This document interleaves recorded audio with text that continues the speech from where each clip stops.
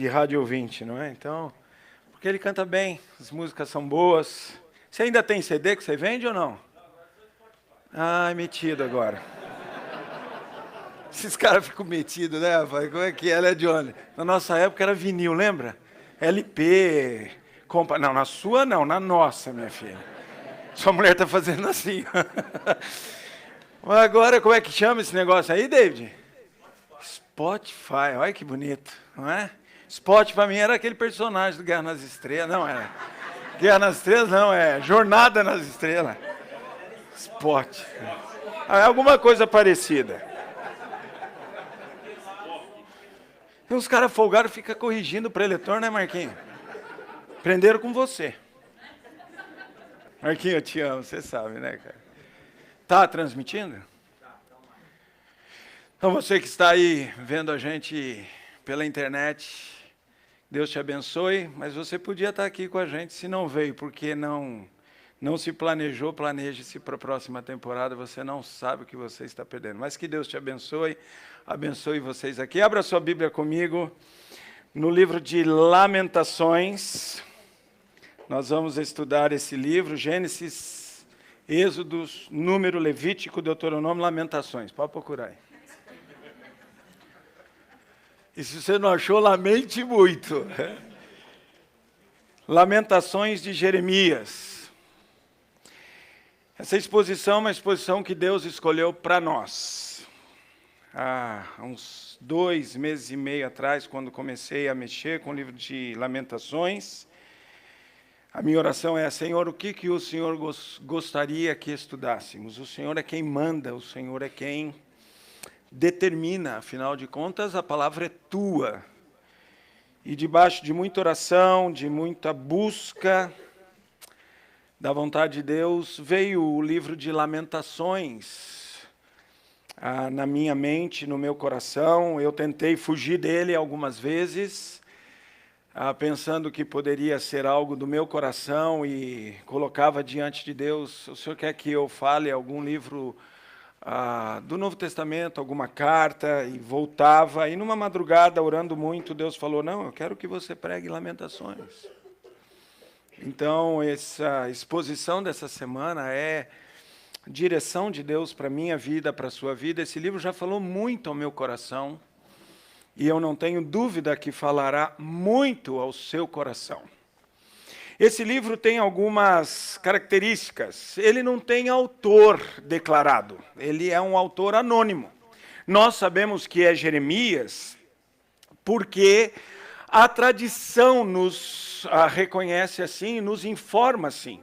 A tradição talmúdica, por exemplo, toda vez que nós encontramos alguma expressão da tradição talmúdica, nós precisamos levar muito isso em consideração, porque os escritores, não é, os relatores do Talmud, eles reconhecem, Talmud é mais ou menos o comentário do Antigo Testamento dos judeus, e eles reconhecem Jeremias como o autor de Lamentações, mas também nós temos vários momentos em Lamentações que se casam, não é, que se encontram com o livro do próprio profeta Jeremias, que também nós temos no cânon bíblico, e por isso nós podemos com certeza dizer: o autor é Jeremias. Mas Deus orientou Jeremias a não colocar um autor aqui descrito no texto, para que eu e você, ao olharmos para o texto, nos identifiquemos com o que está aqui. Isso é o anonimato bíblico. Quando não se tem o autor declarado, é porque Deus queria que eu e você agora, no século 21, no ano de 2019, no mês de julho, no dia 23 de julho aqui, nos identificássemos com esse texto. Por isso ele é anônimo. A palavra de Deus está dizendo: leia o texto e põe o seu nome aí. E se veja no texto, e olhe para o texto e tire para você tudo aquilo que o Deus que inspirou esse texto, quer que vocês aprendam e assimilem. Essa é a característica, essa é a marca do anonimato nos livros das Sagradas Escrituras. Isso é fantástico. Mas, de fato, é Jeremias quem escreveu. E Jeremias, no versículo 1 do capítulo 3, ele diz isso para nós: eu sou o homem que viu a aflição, que viu a pobreza, a angústia, a calamidade. Tudo isso pode ser traduzido por essa palavrinha na língua hebraica que, na minha versão, foi traduzida por aflição. É a palavra ani. Mas ela pode ser dor, pobreza, angústia, torpeza, calamidade, sofrimento. Então, ele é o homem que viu tudo isso. Ele contemplou nas ruas de Jerusalém destruída o coração de homens, de mulheres, de crianças. Ele deixa claro isso para nós, de jovens, de príncipes, de plebeus. E ele diz: eu olhei e vi a dor da alma de cada um deles. Então o tema é o sofrimento como resultado do pecado pessoal, do pecado de terceiros e do pecado nacional. Nesse contexto está inserido aí Daniel, Sadraque, Mesaque, Abdenego, que foram para a Babilônia. Quando Jerusalém é destruída em 586 a.C., eles são levados cativos para a Babilônia. Muitos dos amigos de Daniel, segundo Crônicas 37, 26, morreram em Jerusalém. Foram mortos muitos jovens, muitas donzelas, diz o texto bíblico, muitos anciãos. Muita gente morreu em Jerusalém pelas mãos de Nabucodonosor. Na verdade, de Nabopolassar, que era o seu general de guerra. E alguns foram levados cativos ao cativeiro. A dor é tanta no cativeiro que quando você abre a Bíblia no Salmo, por exemplo, abre aí comigo, deixa o dedo aí em Lamentações, e vai para o Salmo 137. Você vê o lamento desse povo, a dor que é o cativeiro, as margens dos rios da Babilônia. Nós nos assentávamos e chorávamos, lembrando-nos de Sião. Versículo 1 do Salmo 137. Nos salgueiros que lá havia, pendurávamos as nossas harpas. Quer dizer, não há alegria nem para tocar o instrumento. Pois aqueles que nos levaram cativos nos pediam canções, e os nossos opressores que fôssemos alegres, dizendo: entoai-nos algum dos cânticos de Sião. Como? Como, porém, haveríamos de entoar o canto do Senhor em terra estranha? Essa é a dor daqueles que foram levados ao cativeiro, sem terem culpa. Daniel era um homem muito fiel a Deus. Ele é um homem chamado de um homem muito amado pelo Senhor. Que culpa eu tenho, Senhor, para ter que viver todo esse lamento, toda essa aflição, toda essa angústia? Sadraque, Mesaque e Abdenego vão para a fornalha de fogo, porque decidem não se dobrarem aos ídolos daqueles dias. Nós nos consagramos ao Senhor, e mesmo que o mundo inteiro se dobre a deuses falsos, nós não nos dobraremos. Mas vocês vão para a fornalha de fogo. Nós vamos para a fornalha de fogo. Nabucodonosor diz para eles: não há Deus que salve vocês da fornalha de fogo. Saibam disso. Nós vamos para a fornalha de fogo. A verdade é que depois de tudo o que acontece, Nabucodonosor diz: só o Deus de Sadraque, Mesaque e Abdenego pode salvar da fornalha de fogo. Mas que culpa eles tiveram? Pecados dos outros, que afetou ou afetaram a vida diretamente deles. Pecado da nação.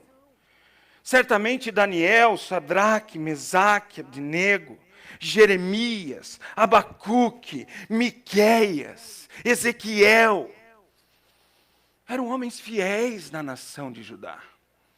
Oravam ao Senhor, buscavam ao Senhor. Daniel, a Bíblia diz que por 3 vezes ele adorava e orava ao Senhor.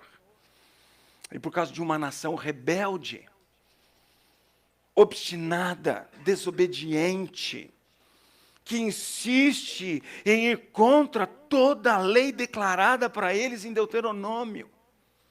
E em todos os aspectos da vida que você possa imaginar, nos aspectos sociais, eles foram contra as leis de Deus.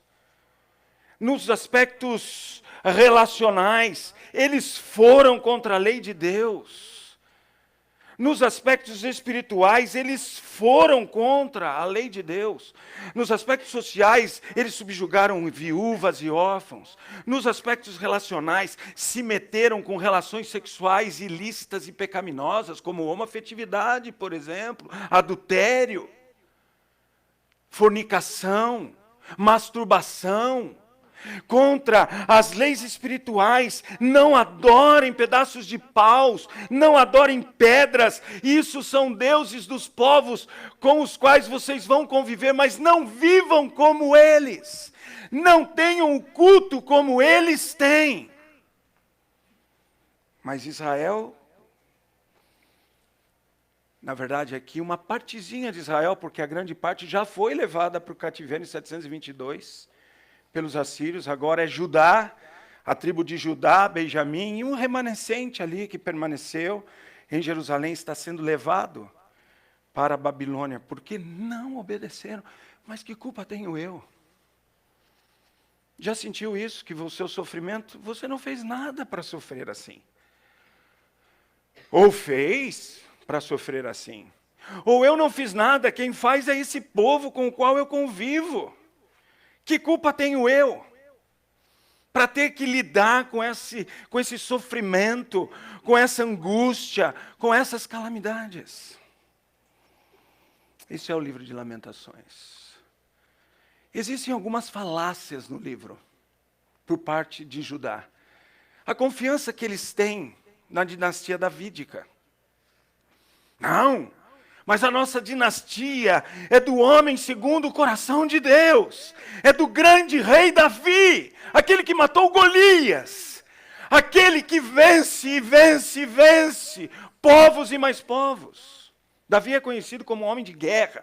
Deus diz a ele, você não irá construir o templo, porque você tem sangue nas mãos. Quem vai construir o templo é seu filho Salomão, porque você é homem de guerra.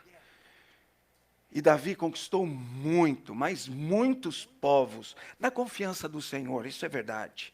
Quando a gente lê 2 Samuel capítulo 11, 12, capítulo 10, 9, a gente vê Davi dando uma clara evidência da confiança que ele tinha em Deus. Ele vence coalizões de reis e mais reis, e manda jarretar tudo quanto é cavalo de guerra, queimar carro de guerra. Eu não preciso disso, eu confio no Deus dos exércitos. Aliás, é isso que ele fala, quando ele mata Golias. Golias fala, você está pensando que eu sou o quê, moleque? Aliás, moleque, Saul chamou ele de moleque, o mais insignificante, não é? O pai dele chama ele de o mais insignificante, e agora Golias também, isso é uma expressãozinha que acompanha a vida de Davi, o mais insignificante, o molequinho. E aí ele diz, eu vou contra ti em nome do Senhor Deus de Israel, do Deus dos exércitos de Israel, e acaba com Golias. Judá está confiante nisso, versículo 12 do capítulo 5 de Lamentações mostram isso. E ele diz, nós confiamos nos nossos príncipes, mas forçaram as mulheres em Sião, as virgens na cidade de Judá, e os príncipes foram por eles enforcados. E agora? A dinastia de Davi acabou. Confiaram no Egito. Vou deixar o templo para daqui a pouco, eu vou mostrar uma coisa para vocês. Confiaram no Egito, fazendo acordos com os egípcios, pensando que o rei, o faraó do Egito, iria dar a eles segurança, vitória contra os babilônicos, também chamado de caldeus na Bíblia. E olha o que Isaías diz. Nesse tempo, não é, em que Israel, Judá, na verdade, está muito mais preocupada em confiar em homens do que em Deus. E lá em Isaías, capítulo 36, versículo 6, você encontra a Bíblia assim: confias no Egito, esse bordão de cana esmagada, o qual, se alguém nele apoiar-se, lhe entrará pela mão e atrás passará. Assim é Faraó, rei do Egito, para com todos os que nele confiam.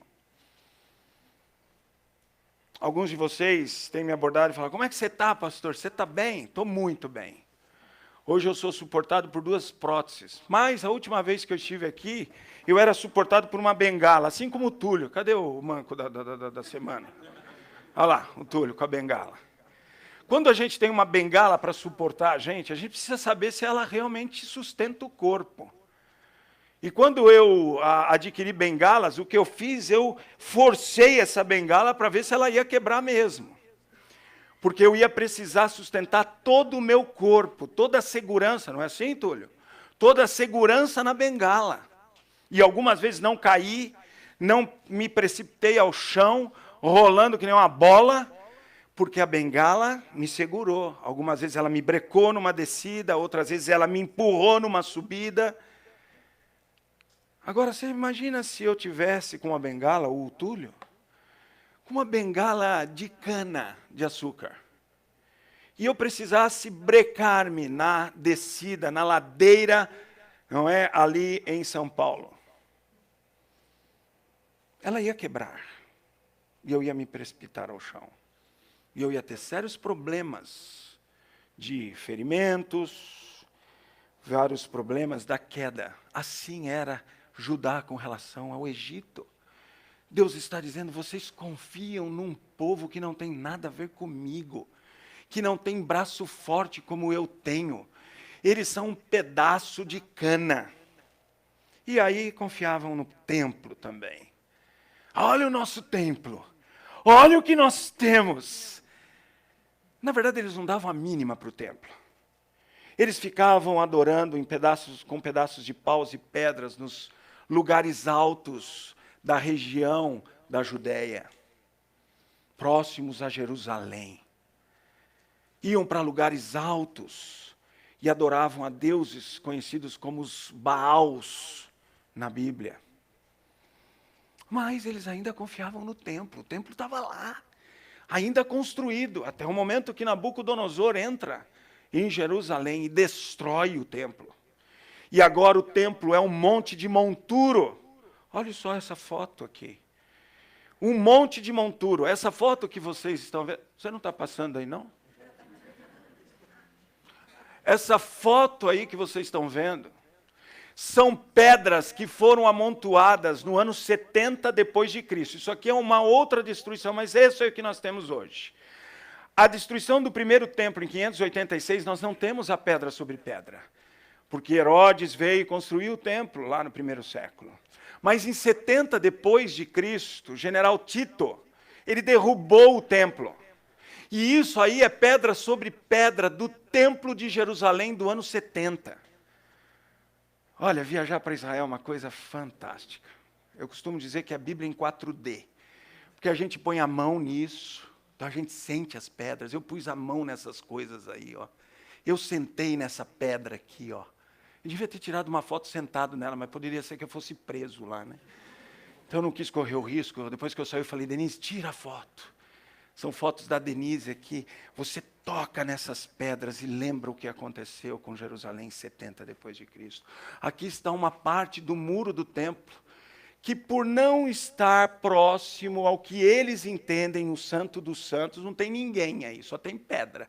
Aqui para frente, ó, a pedra está aqui, vamos supor aqui, ó, a gente encontrou as lojinhas que Jesus expulsou os mercadores do templo, elas estão lá, você entra nas lojas e não dá para comprar nada, porque os mercadores foram expulsos do templo, não é? Eles não estão mais lá. Mas as lojas estão lá, a gente entra nas lojas, você imagina, não é? Uma pomba sendo vendida aqui. É 4D Israel, gente. É fantástico. Vocês têm o cheiro ali da região. Você degusta as comidas que Jesus comia. Você vê as coisas que Jesus viu. Quer ir para Israel? Fala com o Túlio. Túlio, fica em pé aí, manco. O manco da semana. Até o final de semana a gente faz um milagre nesse menino aí. Fala com ele, vamos para Israel com a gente. Em janeiro agora tem uma viagem, fantástico. Mas isso aqui, ó, são as pedras do templo. Do lado de lá, você está vendo um muro lá, na ponta lá tem um muro assim, fazendo 90 graus aí, ó. Do lado de lá está o que é conhecido como Muro das Lamentações. Lá ferve de gente. Tem gente que não acaba mais lá. Mulher de um lado, homem do outro, separado com biombo. Aí eu perguntei lá, por que as mulheres não oram aqui? Aí os caras de pau dizem, não oram aqui para a gente não ficar olhando para elas e esquecer de orar. Mas são os caras de pau, não é? Jesus tinha razão quando disse, não é? Se o teu olho direito te faz pecar, arranca fora, não separa a mulherada de vocês. Não é isso que a Bíblia diz? Até hoje isso acontece lá. É para a gente não ficar olhando para as mulheres. E para a gente não se desviar da devoção a Deus. Larga a mão de ser safado e se santifica. E aprende a orar do lado de uma mulher e não ter pecado na sua vida, seu cachorro miserável. Não é assim? Então tem coisas desse tipo lá ainda. Jesus tinha razão, arranca o teu olho direito, arranca a tua mão direita. Lida com o teu coração. Mas é assim. Do lado de lá, porque eles acham que é mais próximo ao Santo dos Santos. Santo dos Santos que Nabucodonosor derrubou. E derrubou porque Deus disse, eu vou deixar derrubar. Eu vou deixar derrubar nos dias de Jeremias. Porque vocês não me obedecem.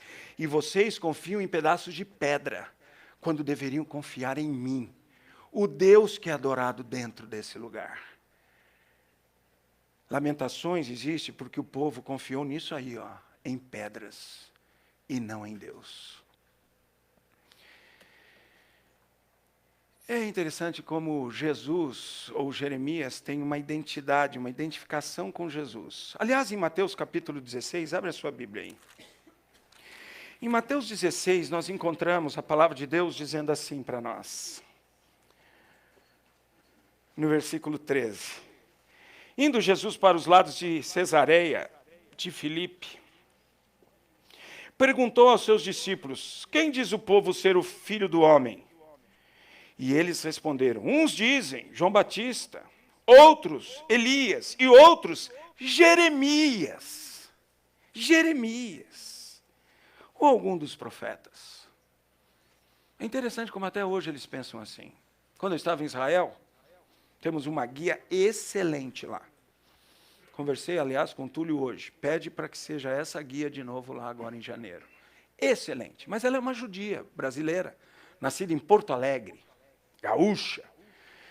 Mas ela é uma judia, mas ela tramita tão bem na história do cristianismo, ela conhece tanto o Novo Testamento, que alguns viajantes que estavam na nossa viagem perguntavam, ela é crente, pastor, ela é crente? Eu dizia, não, gente, ela é judia, e não tenta evangelizá-la. Porque ela pediu, pastor, fala para o teu grupo não tentar me evangelizar. Ela falou isso. Olha, já teve gente querendo me batizar no Jordão aqui. Por favor. Então eu falei, pessoal, gente, ora por ela, ora. Não é? Não fala nada para ela. Pergunta o que você quiser de Israel, mas não tenta evangelizá-la, porque ela pediu isso para nós. Então vamos ser simpáticos. Deus sabe quando ela vai encontrar Jesus como Salvador, se vai encontrar. Então nós vamos orar por ela. Mas um dia eu estava andando com ela assim, lado a lado, o pessoal vendo as coisas, tocando, cheirando, alguns comendo. Bíblia em 4D em Israel. E eu estava andando com a Aline, o nome dela é Aline, estava eu, a Aline e a Denise. E eu disse, Aline, você conhece tanto o Novo Testamento que eu estou impressionado. Eu estou impressionado com o seu conhecimento. Quem é Jesus para você? Eu perguntei para ela. E ela disse assim, pastor Darcy, eu não posso negar a historicidade de Jesus. Ele andou por aqui. Olha que coisa genial. Não é? Ele andou por aqui. Ele esteve aqui. Nós estamos vendo que ele esteve aqui. Mas Jesus, para mim, é um grande profeta. É exatamente isso que Mateus 16 está revelando para nós. Quem não o conhece como Salvador, o reconhece como um grande profeta. Por isso que os judeus daquela época diziam, ele é Jeremias. Eles dizem isso até hoje lá. A Aline falou isso para mim. Até hoje. Ele é um grande profeta. Jeremias é identificado com Jesus em alguns momentos. Os dois são odiados sem motivos. Lamentações 3,52 diz que Jeremias é odiado sem motivo. João 15, 25, há um texto referindo-se a Salmos, E Jesus diz, e isso aconteceu para que se cumprisse o que estava escrito, foi odiado sem motivo. Ridicularizados pelos líderes. Jeremias é ridicularizado pelos líderes da sua época do judaísmo. Jesus, quando está na cruz do Calvário, ele é ridicularizado. Desce daí. Você não falou que destruiria o templo? Então agora desce aí da cruz e destrói. Porque não entenderam o que ele havia falado. E rejeitados pela família. Em Jeremias 11, 18 a 23, nós vemos a rejeição que Jeremias teve da própria família dele, dos irmãos dele, dos primos dele, dos pais, dos tios, de gente que era do meio dele. Quando pais, digo pais, não é propriamente o pai e a mãe de Jeremias, mas aquela ascendência de Jeremias. Jesus, em João 7, a Bíblia diz, nem os seus irmãos criam nele. Então há aqui uma tipologia de Jeremias com Jesus. E é interessante como, assim como Jeremias lamenta pela dor de Judá, Jesus também lamenta pela minha dor e pela sua dor. Quantos textos nós temos Jesus lamentando pelo sofrimento? Jesus se compadecendo porque são ovelhas que não têm pastor. Vinde a mim, vós que estáis cansados e sobrecarregados, e eu vos libertarei. Jerusalém, Jerusalém, quantas vezes eu quis, e vocês não quiseram. Então, eu quero fazer uma sugestão aqui, do texto. O que é Lamentações de Jeremias? É a expressiva esperança em Deus, em meio às depressivas aflições da vida. Nós precisamos aprender a ter uma expressiva esperança em Deus, em meio às depressivas aflições, angústias, calamidades, dores da alma na nossa vida. Vamos orar. Querido Pai Celestial, estamos aqui frente a frente com a Tua palavra. Como precisamos da Tua ajuda. Por isso, rogamos em nome de Jesus, pela ação iluminatória do Teu Espírito em nossas mentes, de maneira que compreendamos a Tua palavra, Senhor, como o Senhor deseja, porque foi o Senhor quem a escreveu através dos Teus servos inspirados por Ti. E agora nós, leitores da Tua palavra, queremos honrar essa inspiração. E por isso precisamos, Senhor, tanto da iluminação do Teu Espírito em nossas mentes. Por favor, faz assim. Mas nós também sabemos pela Tua palavra que ela é viva e eficaz. E nós precisamos, Senhor, aplicar a Tua palavra. Mas também não somos capazes por nós mesmos. Porque somos corruptos, pecadores. E todas as aflições da vida, Senhor, concorrem contra uma boa aplicação da Tua palavra em nossas vidas. Então agora, eu suplico também por toda orientação e direção, e queremos render o nosso coração, a nossa alma, o nosso espírito nas mãos do Teu Espírito Santo, de maneira que o Senhor nos oriente, nos console, mas também nos certifique de todo o nosso pecado, injustiça. E aplica, Senhor, a Tua palavra em nossas vidas da maneira que Tu desejas. E assim saberemos que o Senhor será glorificado e exaltado na beleza da Tua sabedoria e santidade. Peço por mim, Senhor, não permita que nenhuma história, nenhuma ilustração, nem mesmo, Senhor, os resultados dos estudos que fiz, sejam a nossa segurança agora. Mas tão somente, Senhor, o agir do Teu Espírito Santo em mim e na vida de cada um de nós aqui, e daqueles que estão nos acompanhando pela internet. Que o Senhor nos abençoe agora, Senhor. Nós oramos assim em nome de Jesus. Amém, Senhor. Quais são as depressivas aflições da vida encontradas no capítulo 1 de Lamentações? Abre aí. 1:12. Primeira, as depressivas aflições solitárias e dolorosas. Já passou por isso? Uma aflição que você tem que curtir sozinho, ninguém lhe entende. Todas as pessoas que falam para você alguma coisa não chegam ao fundo do nosso coração. Quantas vezes já passei por isso? Tive que curtir uma aflição, eu, até que eu lembrei que eu tenho um Deus que me entende.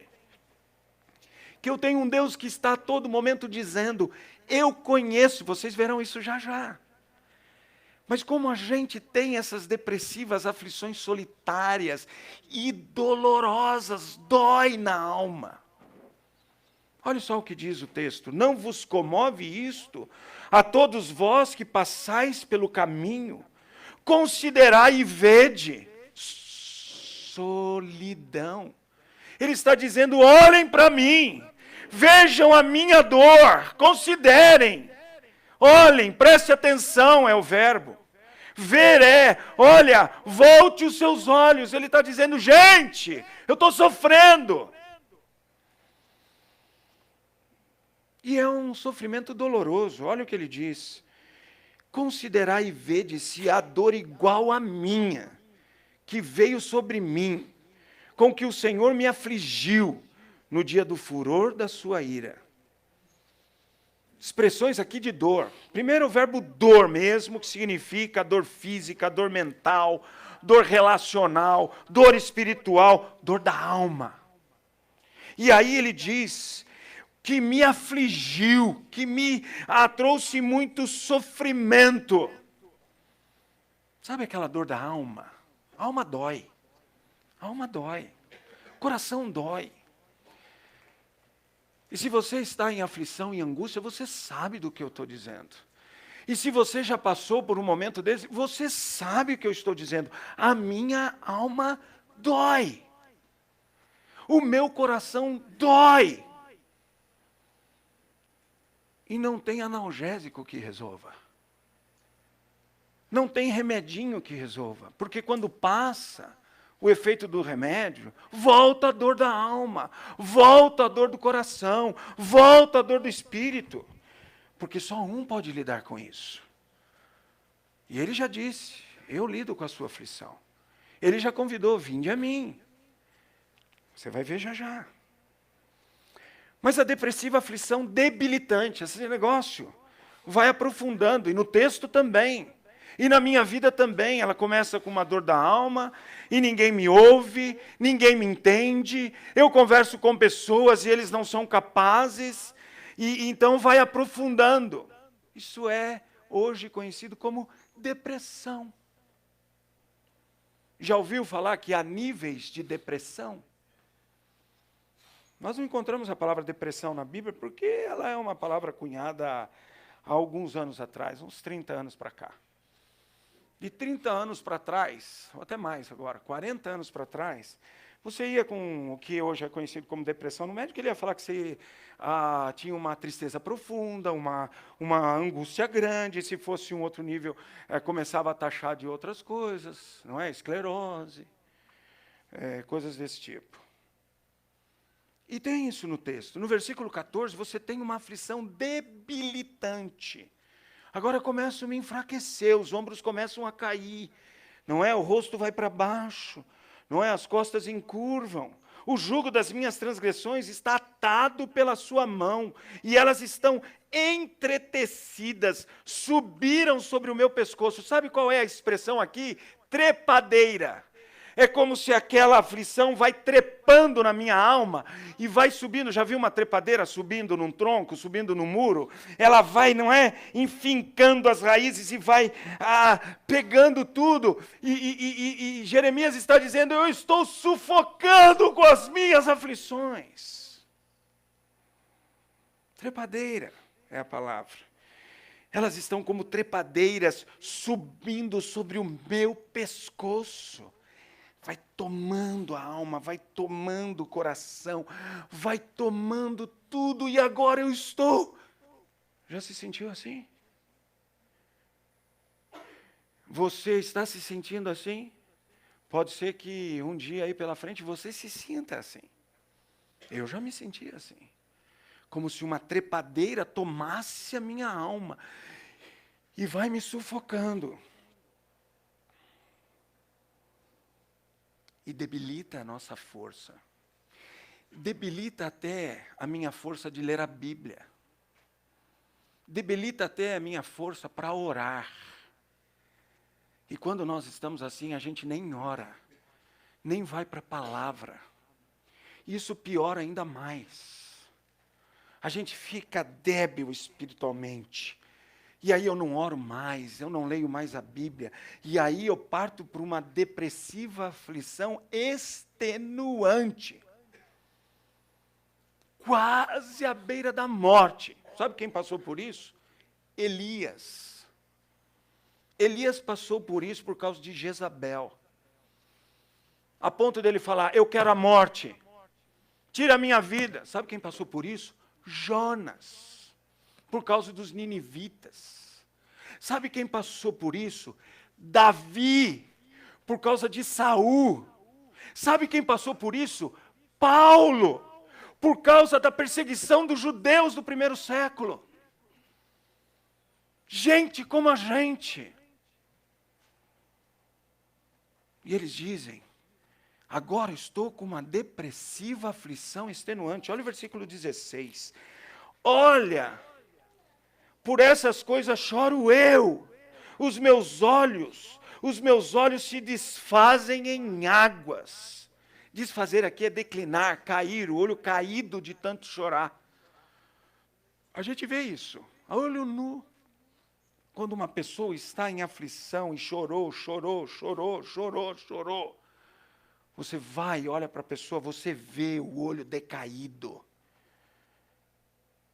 Os meus olhos se desfazem em águas, porque se afastou de mim o Consolador, que devia restaurar as minhas forças.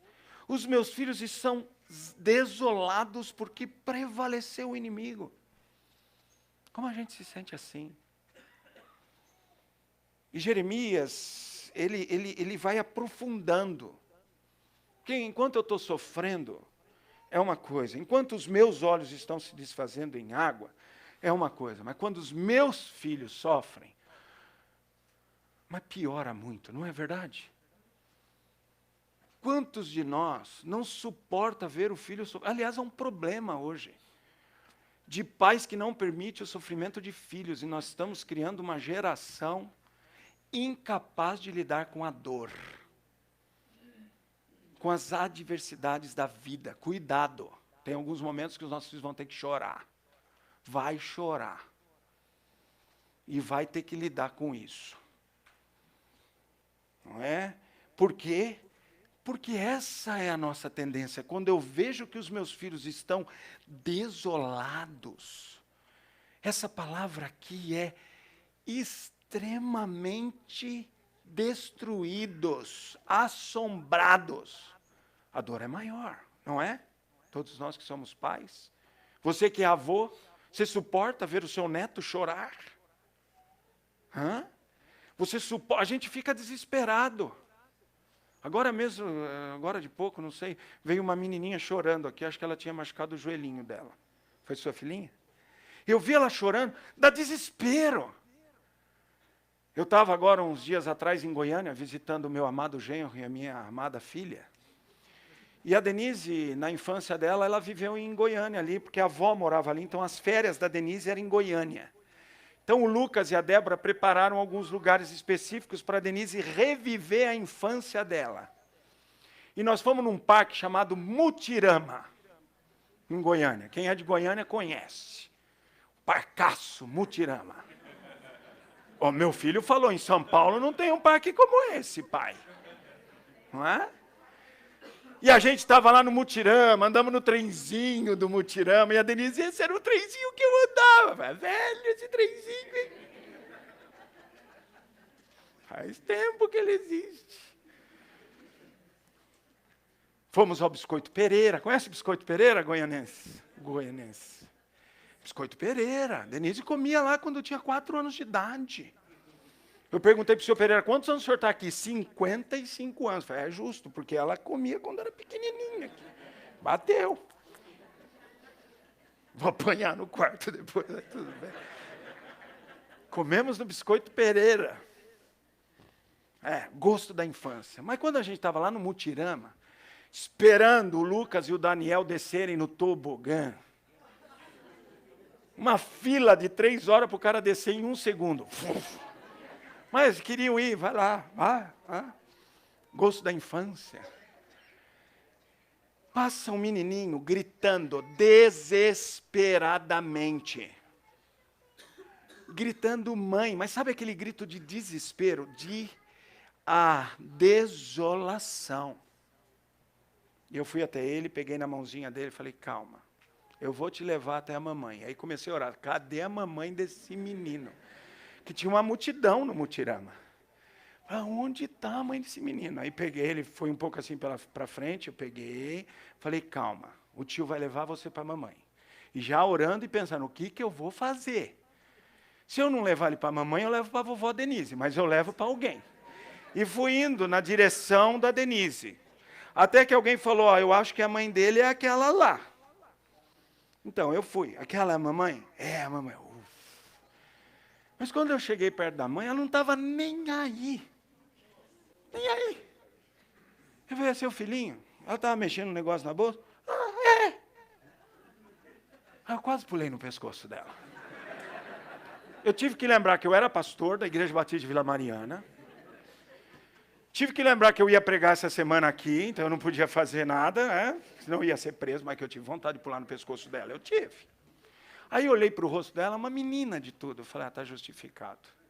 Olha, ele estava chorando muito, porque ele se perdeu de você. Não estava nem aí. Isso não é comum. Sabe por que eu quis pular no pescoço dela? Porque isso não é comum. O que é o comum? Na hora que eu pego na mão dele, vem uma mãe desesperada, gritando, meu filho, meu filho, meu filho. Isso é normal. Não é verdade? Algumas, para não ter que gritar, meu filho, meu filho, meu filho, o que elas fazem? Botam uma coleira no cara e um acorda. Já viu isso? Lá em São Paulo, você vê um cara passando, assim, não é só pet que passa, é gente também. O que é isso? Aí vem a mãe atrás, conversando livremente, porque ele, se vai muito longe, ele dá uma e volta.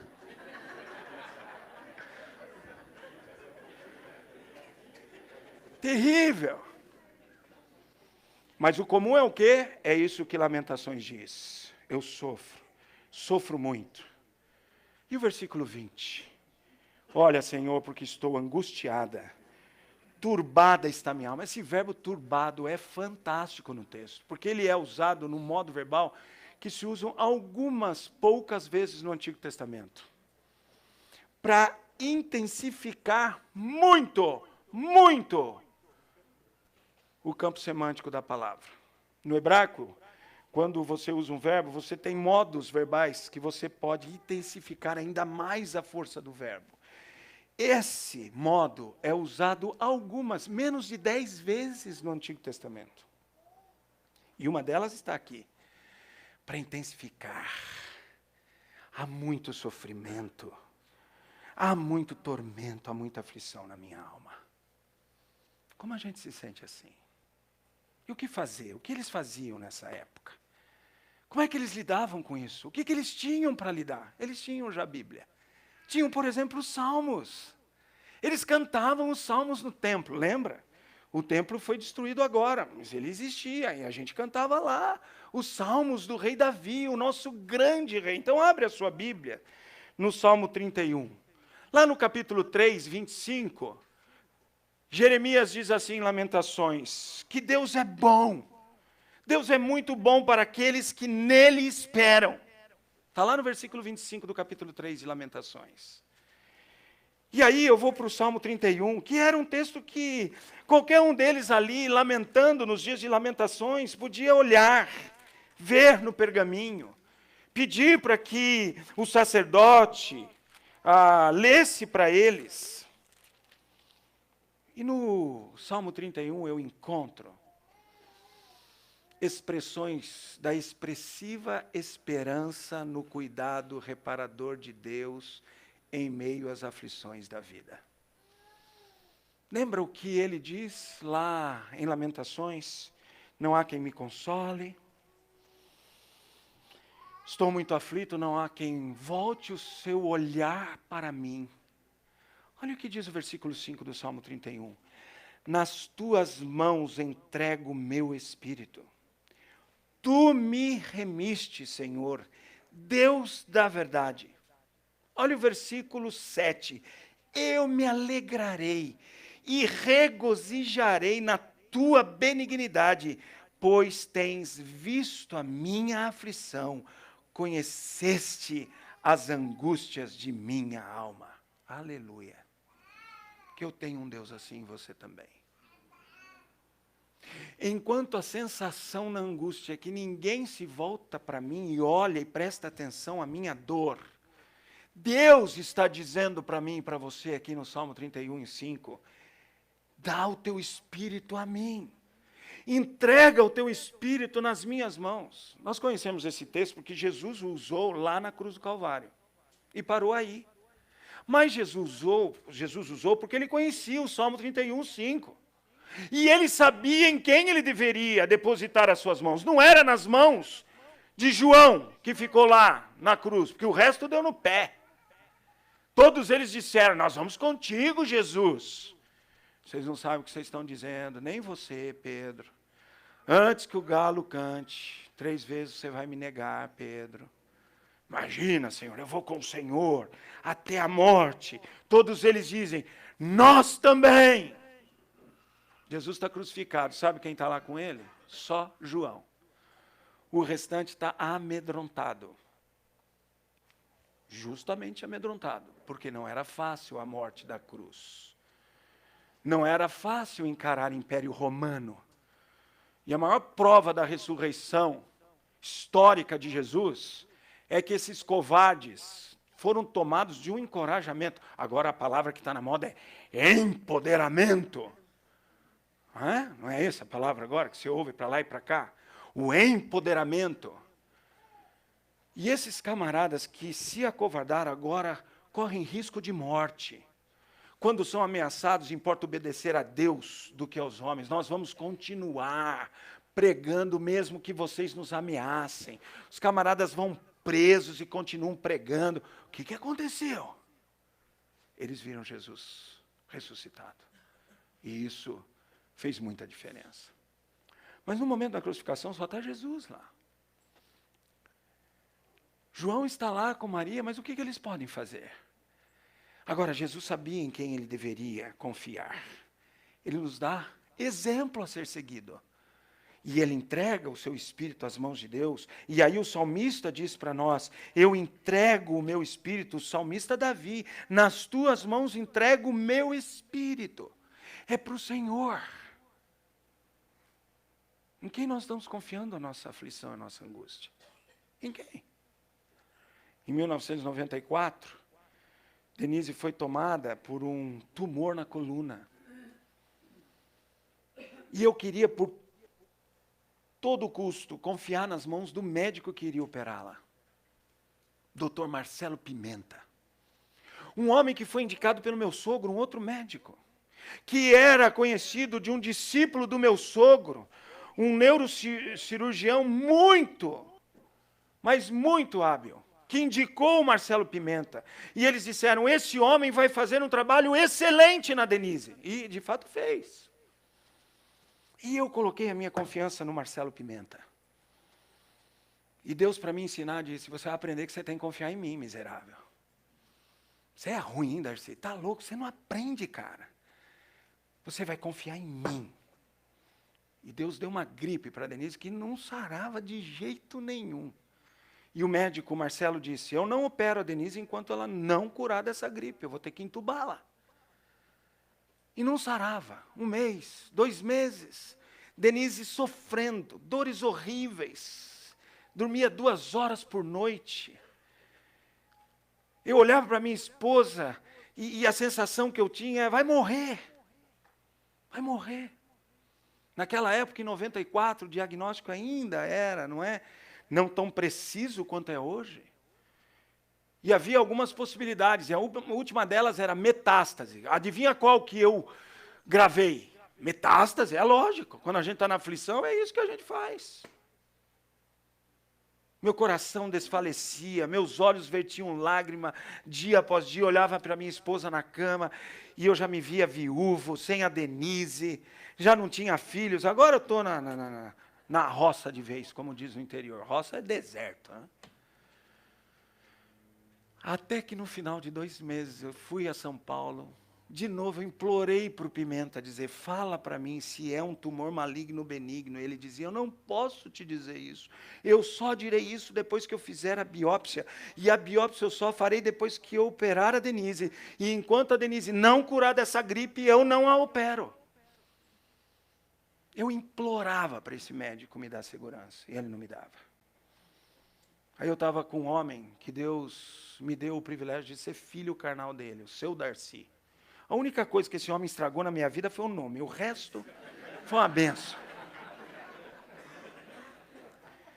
E eu estava com meu pai lá na Marginal Tietê, ainda antes dela ser restaurada como é hoje, e ali passando por baixo do pontilhão das bandeiras, eu chorava muito e falava, pai, Deus tem que falar para mim. E meu pai disse, cara, Deus já falou, e você não quer ouvir. Eu falei, pai, você tem que me consolar, pai. Eu falei, estou te consolando, cara. Ele parou o carro nos decks que tinha, assim, na Marginal, e disse, cara, ora aí agora. Entrega a tua esposa nas mãos de Deus, entrega você nas mãos de Deus. Porque enquanto você não fizer isso, cidadão, Deus não vai operar. E naquele dia, chorando muito, eu entreguei nas mãos de Deus a Denise e o meu espírito. Deixei meu pai em Sorocaba e voltei para a cidade onde eu morava, que era Rio Claro. Na ida da cidade de Sorocaba para Rio Claro, você vai a Piracicaba, estrada, rodovia do Açúcar. Não tinha ninguém naquela estrada, ainda bem, porque eu chorava, eu não enxergava a estrada. E eu ouvi uma música que o meu amigo Thomas Chinares, está aí, Thomas? É meu, somente meu, todo o trabalho. Lembra que você cantava essa música, meu irmão? Eu acho que era você cantando na fita. Aí que eu chorava mais ainda. Não, porque era você cantando, não é porque cantava mal. E eu chorava, e eu chorava. E essa música marcou muito o meu coração, para o resto da minha vida. Voltei, orei com a Denise. Uma semana depois, tinham se passado 2 meses, uma semana depois a Denise estava sendo operada. Deus disse, agora eu vou operar, porque você confiou em mim. Às vezes a gente luta para não entregar. E quando entrego, eu entendo que o Senhor conhece. Lembra que ele diz, não há quem veja, não há quem preste atenção. O Salmo 37 diz, eu presto. Eu sei qual é a sua aflição, eu conheço a sua angústia, eu conheço a sua aflição. Confia no Senhor. Segunda visão que essa turma poderia ter nos dias de lamentações é o versículo 19 a 24, dessa expressiva esperança no recôndito.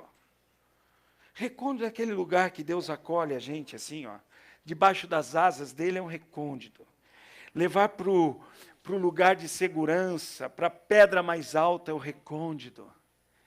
Olha só o que diz o texto. Como é grande a tua bondade, que reservaste aos que te temem, da qual usas perante os filhos dos homens, para com os que ti se refugiam. No recôndito da tua presença, tu os esconderás das tramas dos homens, no esconderijo os ocultarás, da contenda de línguas. Bendito seja o Senhor que engrandeceu a sua misericórdia para comigo, numa cidade sitiada. Parece que Davi já estava prevendo que a sua descendência, os seus tataranetos, iriam pisar na bola. E ele diz, olha, o Senhor me esconde numa cidade sitiada. Eu disse na minha pressa, estou excluído da tua presença. Dizer na pressa é quando a gente está angustiado, desesperado. Sabe aquela coisa da trepadeira subindo assim no meu pescoço? E a Bíblia diz, eu disse na minha pressa, Estou excluído da tua presença, o Senhor não olha para mim. Não obstante. Essa palavrinha é muito pertinente, pequenininha. Aken, só isso no hebraico. Mas ela significa certamente, seguramente, ouviste a minha súplice voz, quando clamei por teu socorro. Eu pedi autorização ao minha ovelha Carlos Valentim, cadê você? Está ali. Esse homem aí é executivo do Banco Original, manda no Banco Original. Se você é cliente do Banco Original, tem que fazer alguma reclamação, vá falar com ele. Elogie também. Mas um dia na história do Carlos e da Priscila, ele teve que lidar com aflição e angústia. Ele vinha de uma outra corporação, saiu dessa corporação e ficou desempregado há algum tempo. E um dia a Priscila me abordou lá na igreja e disse, pastor, Carlos não está bem. Ore por ele. Lembra disso, Priscila? Num domingo de manhã. Falei, vou orar e vou ligar para ele, Priscila. Saí da igreja, estacionei o carro na garagem do prédio, liguei para o Carlos de lá. Falei, eu liguei para orar com você, Carlos. Eu sei que a situação está muito lamentosa, difícil. E ele me contou algumas coisas. E oramos juntos. Aí um belo dia o Carlos vem dar um testemunho para mim. Contando de uma história fantástica da vida dele. De um momento em que ele estava de novo numa aflição enorme. E o pastor Darcy não ligou para ele. Graças a Deus. Eu não tive a percepção de ligar para a minha ovelha naquele momento. Mas sabe quem ligou? Deus. Por WhatsApp. Deus tem uma habilidade de usar o WhatsApp. Não fica mandando bom dia. Ele manda a palavra dele mesmo. E o Carlos abriu e tinha um texto que era exatamente o que ele precisava ouvir naquele dia. Compartilhe o texto com a gente. Você lembra o texto? Lembro, são o primeiro versículo do Salmo 37. Eu estava numa situação de indignação total, como Jeremias, sem culpa nenhuma, não tinha coisa errada na minha vida, eu estava numa situação muito de aflição. Então eu pedi a Deus uma palavra. E logo o primeiro versículo do Salmo 37, ele fala, não te indignes por causa dos que praticam iniquidade, porque eles murcharão como o vento. E o versículo 5 diz também que entrega o teu caminho ao Senhor, confia nele e o resto ele fará. A partir desse dia, minha vida foi completamente diferente. É isso. Deus manda o WhatsApp para a gente. Do nada, apareceu no telefone dele. E Deus falou diretamente com o coração dele. É assim que Deus faz. Por isso que o salmista termina dizendo assim, ó. Amai o Senhor, vós todos os seus santos. O Senhor preserva os fiéis, mas retribui com largueza ao soberbo. Sede fortes, e revigore-se o vosso coração, vós todos que esperais no Senhor. Une esse texto do Salmo 31, 24, com Lamentações 3, 25. Olha só que coisa linda. Bom é o Senhor. Bom é o Senhor para os que esperam por Ele, para a alma que o busca. Entrega a tua vida, a tua aflição, a tua angústia, teu espírito nas mãos do Senhor, porque Ele conhece a nossa aflição. E não há ninguém melhor do que Ele para cuidar de todos os desesperos da nossa vida. Quero terminar honrando meus irmãos presbiterianos. Cadê você, Jorjão? Os presbiterianos aqui, né? Meu irmão, reverendo Douglas. Johnny, presbítero. Primeiro bom presbiteriano que teve na face da terra, chamado João Calvino. Primeiro bom e único. Não, é único.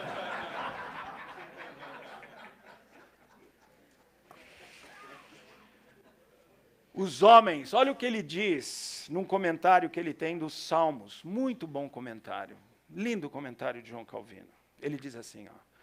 Os homens jamais encontrarão um antídoto para as suas misérias, enquanto, esquecendo-se de seus próprios méritos, diante do fato que são os únicos a enganar a si próprios, não aprenderem a recorrer à misericórdia gratuita de Deus. Nós não seremos consolados, nós não seremos suportados enquanto acharmos que nós podemos, enquanto acharmos que outro pode por mim, até o momento que eu entender que é Deus quem conhece a minha angústia. É Ele que se compadece da minha aflição. Por isso Ele é dono de toda oração, de toda prece, de toda dor e de toda aflição. Então convido você a ficar em pé comigo. Vamos cantar um lindo hino, terminando esse momento, selando essa expectativa esperançosa em Deus. Espere confiantemente em Deus, em meio às aflições da vida. Esse hino diz que o Senhor é dono, está no controle. Ele sabe quanto eu posso sofrer e suportar. E Ele também diz, na sua palavra no Salmo 31, versículo 5, o choro pode durar uma noite, mas a alegria vem pela manhã. Creia nisso enquanto você canta comigo esse lindo hino, que diz que o Senhor é dono de toda dor, mas também de toda oração.